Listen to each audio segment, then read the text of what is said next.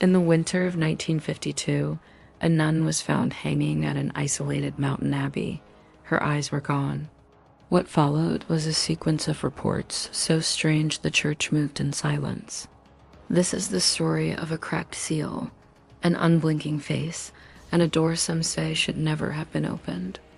The abbey sits high and alone, centuries old, founded by knights and monastics who kept watch over a forgotten past. Locals told stories of rituals and relics sealed in the crypt, acts meant to protect the valley from something the First Brothers feared. By 1952, the community was small, inward, and wary of strangers. On a frosted morning, one of the sisters was found outside the abbey, hanging from a low beam. She was cold to the touch, and the attending priest recorded an alarming detail. Her eyes appeared to be missing. The parish notified higher authorities. The Vatican dispatched a senior priest and a young novice to investigate, the sort of mission rarely recorded in public files. Inside, the chapel felt wrong. Crosses were turned upside down. Statues wept a dark, viscous fluid that stained vestments. The sisters spoke in whispers of a presence that would not be named. In the lowest chamber, behind a wall of dressed stone, the investigators found a massive sealed door, iron bands, and an old lock covered in wax and amulet marks. The brass plaque told an older story. Knights had sealed the gate with what their chronicles called a blood reliquary, a ritual meant to bind. The young novice reported hearing mocking prayers in her head.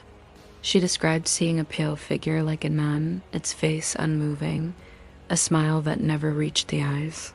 Holy water darkened when she tried to sanctify the chapel. At night, she awakened chanting phrases she could not understand. The senior priest tried to counsel her. The sounds persisted.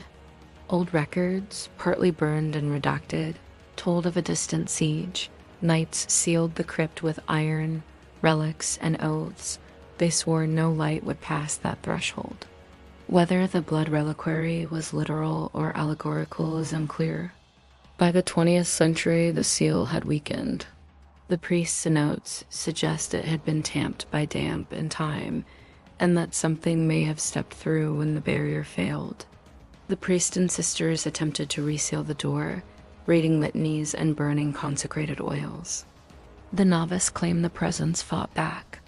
Bells rang inside the stone, hinges groaned, though no hands touched them, and prayers came out reversed. In the struggle, only one of the group came back out of the chamber, shaken, with no coherent memory of the hours spent inside. The abbey recorded the attempt in a ledger that later disappeared from ecclesiastical files. Word spread quietly. The Vatican classified some papers. An order followed to withdraw and silence public discussion. The abbey's sisterhood dwindled. Buildings fell to frost and moss. Locals were warned, and the place was left to the mountains. But silence never fully erased memory.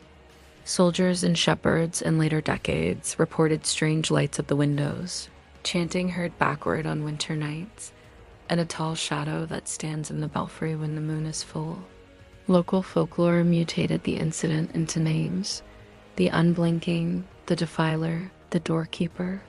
Folklorists point out many ways to read the events: mass psychogenic illness, toxic contamination, ritual abuse, or a modern ghost story shaped by fear and authority. Whatever the truth, the Abbey's story survived because the official record did not, and absence breeds narrative. Was the Abbey a site of psychological collapse, a sealed wound reopened by time, or a doorway that should never have been opened?